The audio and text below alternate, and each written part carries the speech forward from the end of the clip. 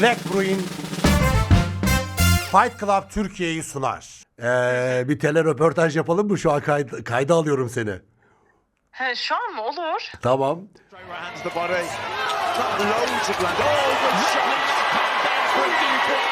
Merhaba, Bilgehan Demir ben. Fight Club Türkiye'ye hoş geldiniz.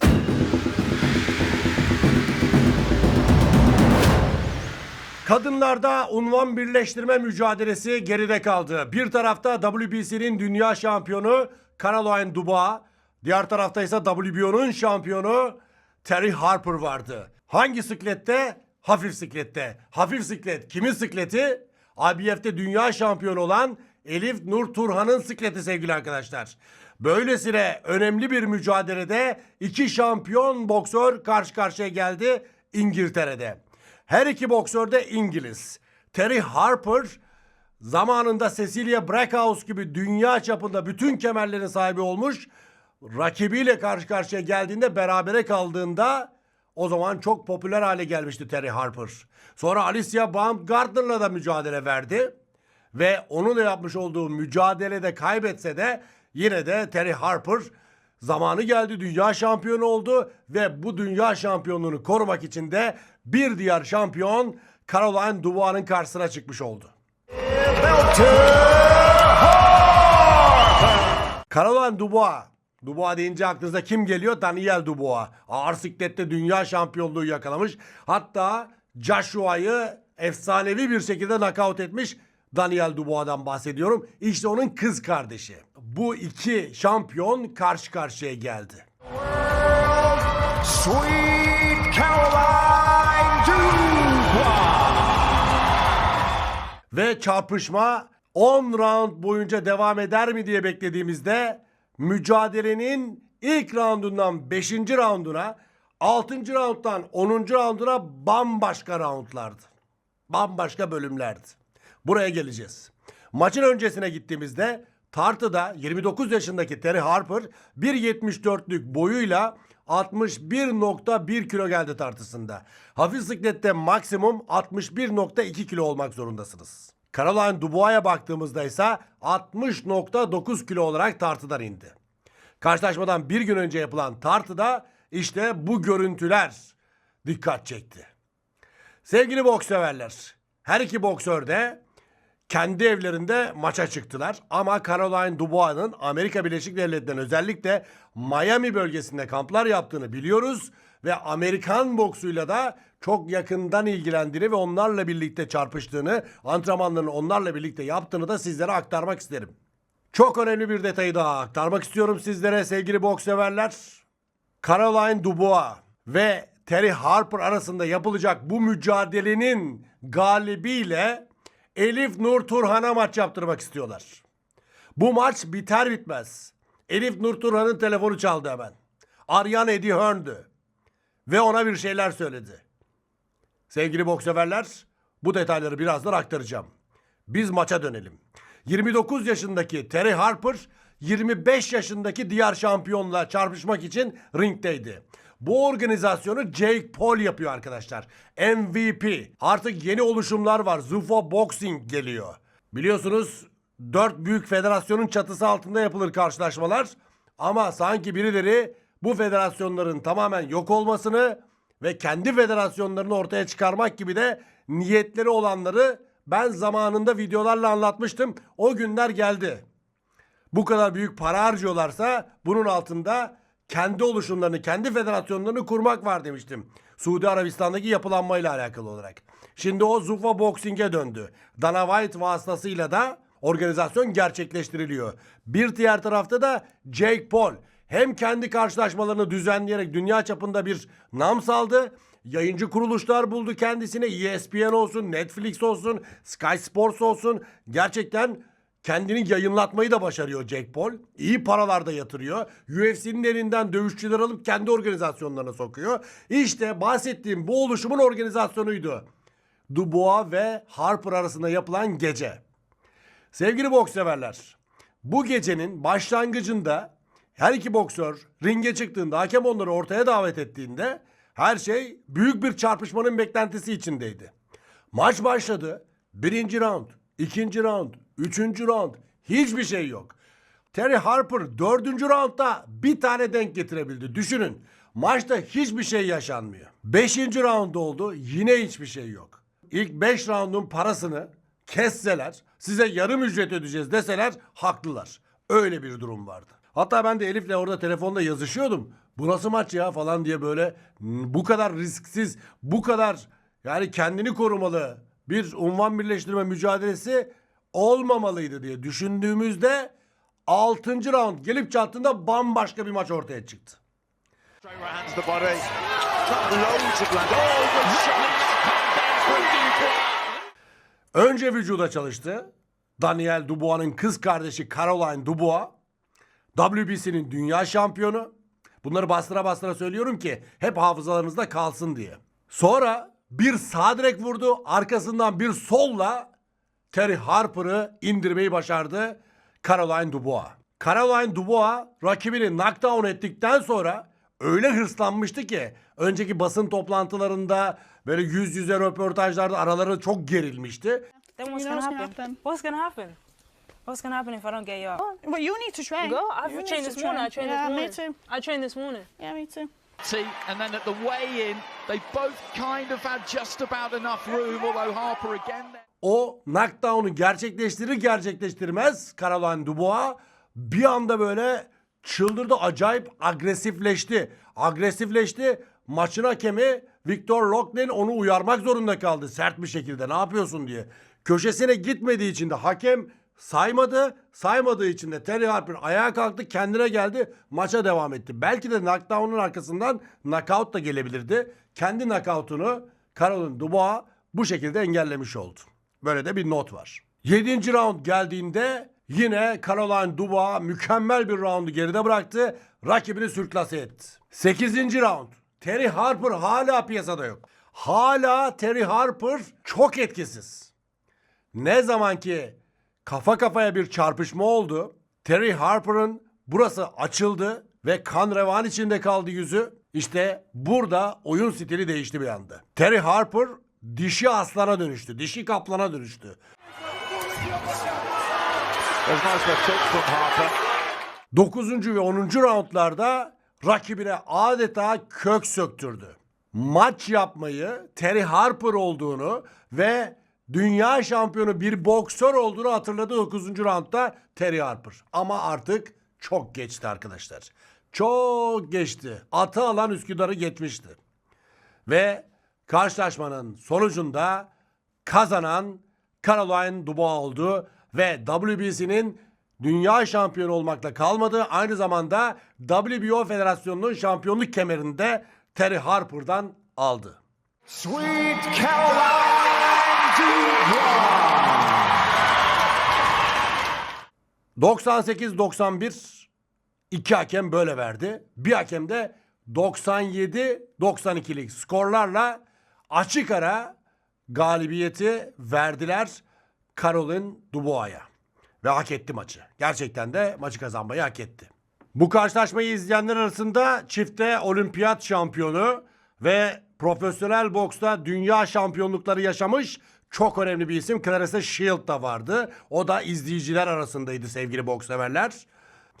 Ve şimdi ne olacak sevgili arkadaşlar? Ne olacak? Elif Nur Turhan'ın kapısını çalacaklar büyük ihtimalle. Dubois is now the unified lightweight world champion. Eğer Elif Nur Turhan unvan birleştirme mücadelesini kabul ederse 3 şampiyonluk kemeri birden ortada olacak. WBC, WBO ve IBF şampiyonluk kemerleri.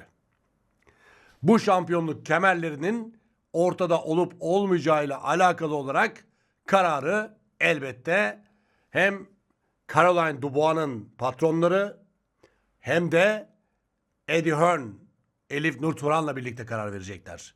Let's make Dubois fight. Let's make Dubois fight. Yani Dubois ile maçı yapalım. Hadi bakalım sıra bunda der gibi bir mesaj geldi Elif Nur Turan'a Eddie Hearn'den. Maç bitti ve Caroline Dubois çifte şampiyon durumuna geldi. Eğer Elif Nur Turan'la da yapacağı maçla birlikte unvanını birleştirirse 3 kemer bir boksörde olacak. WBA Federasyonu'nun şampiyonu kim? Amerikalı Stephen Hann. Eğer Stephen Han de bu rekabete ortak olmaya çalışırsa, 4. kemerde ortaya çıkarsa, o zaman Undisputed şampiyon ortaya çıkacak. Adım adım buna doğru gidiyoruz arkadaşlar. Karşılaşma biter bitmez Eddie Hearn Elif'e hemen mesaj atıyor. Aslında bir dakika ya. Elif'i acaba şimdi direkt arasam mı? Bakalım ne düşünüyor açıkçası. Elif. Evet, burada. Arıyorum.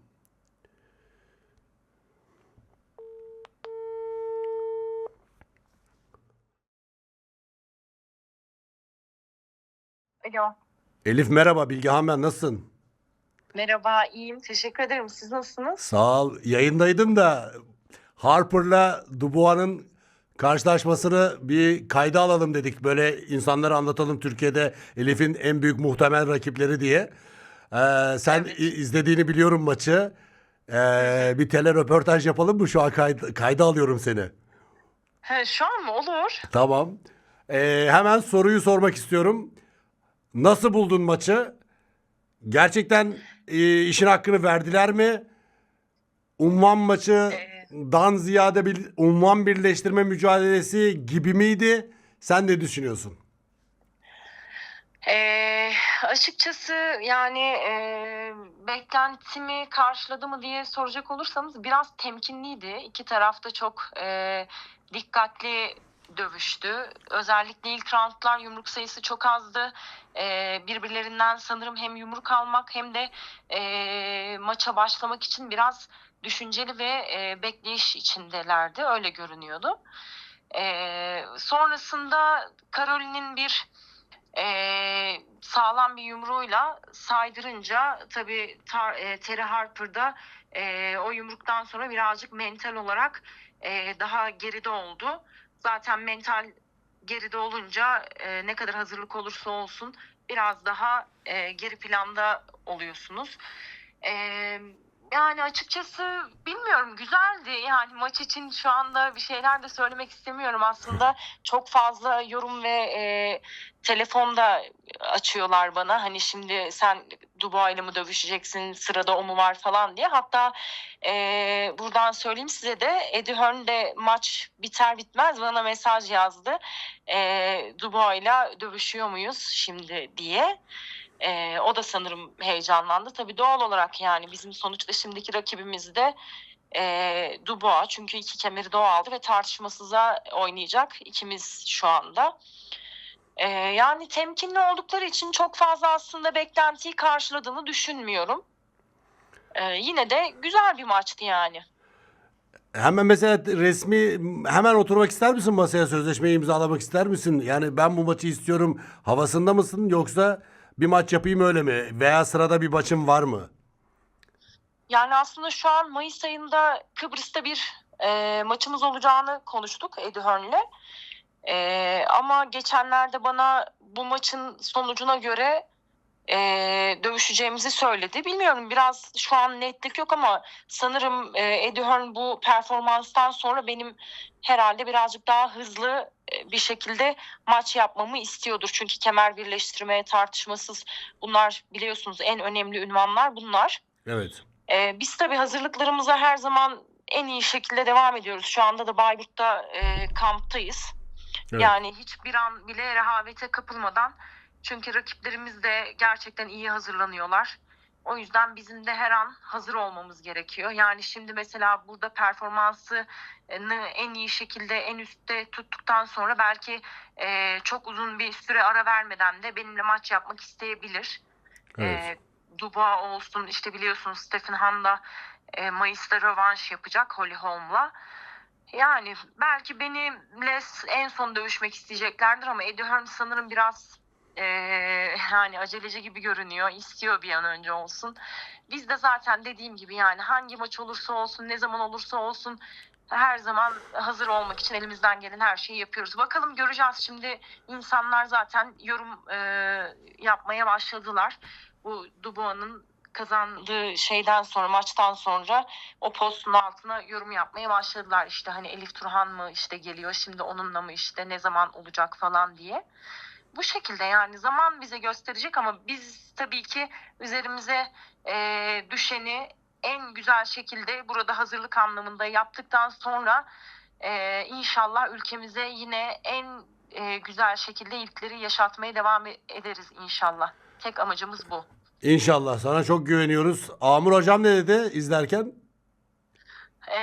Hamur Hoca aslında yani maçın ilk roundlarında özellikle bayağı bir yani beklentisini karşılamadı sanırım onun. Çünkü kemer birleştirme olduğu için böyle nefesi tutarak maç öncesi, tabii ki sonuçta bizim de rakibimiz olacağı için, hani belirleneceği için de çok heyecanlıydı ama ilk roundlarda çok fazla yumruk atmadıkları için Hamur Hoca hatta şey dedi, yani bu roundları hani bir iki roundu baştan hani hakem oynatsa daha iyi olur. Çünkü hiç yumruk görmediği için. Çok güzel Bu söylemiş. şekilde yani. Peki çok teşekkür ediyoruz. Bize vakit ayırdığın için. Seni bu saatte de rahatsız ettik. Tabii çekimleri yaparken Estağfurullah, saat şu anda teşekkür ederim. 1.30 arkadaşlar. 2'ye 20 var. Elif kardeşimin de ayakta olduğunu biliyordum. Çünkü hemen yayın öncesi bir mesajlaşmıştık onunla. Eddie Hearn'le arasında geçeni konuşmuştuk. Ama böyle de güzel oldu. Çok teşekkür ediyoruz. Çok sağ ol. Asıl ben çok teşekkür ediyorum. Her zaman yanımızda olduğunuz için ayrıca size teşekkürü bir borç biliyorum. İyi ki varsınız. Sağ olun, sağ olun. En kısa zamanda görüşmek üzere. Yeni stüdyolar İnşallah, yaptık. çok sağ Bak olun. bekliyoruz. Evet, mutlaka geleceğiz. İstanbul'a Tamam. dönünce. Sağ Hayırlı olun. olsun şimdiden. Teşekkürler. Sağ olun. Sağ olun. Sağ olun. Görüşmek üzere.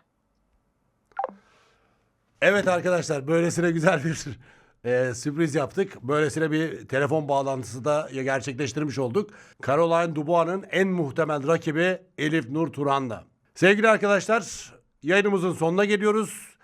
Mutlaka ama mutlaka abone olun. Yorumlarda bulunun. Beğenip beğenmemek size bağlı arkadaşlar. Programı beğendiyseniz beğenmeyi de eksik etmeyin. Hepsinden önemlisi bildirimleri mutlaka açın ki sizlere bu video yüklendiğinde hemen bildirim gelsin.